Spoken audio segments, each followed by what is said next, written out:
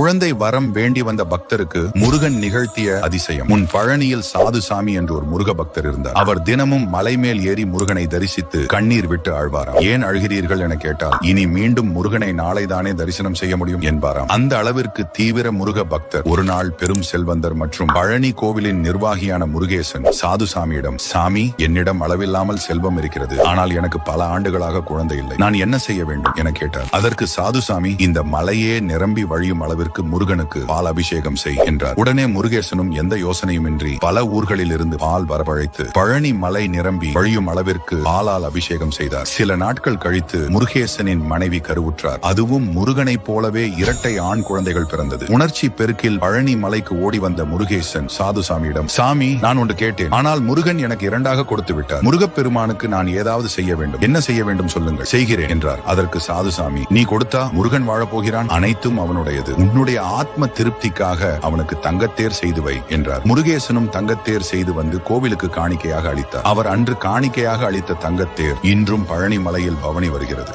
முருகனை மனதார நம்பி வழிபடும் பக்தர்களுக்கு முருகன் எப்படி அருள் செய்வார் என்பதற்கு சாட்சியே இந்த பழனி தங்கத்தேர் நிகழ்வு. இது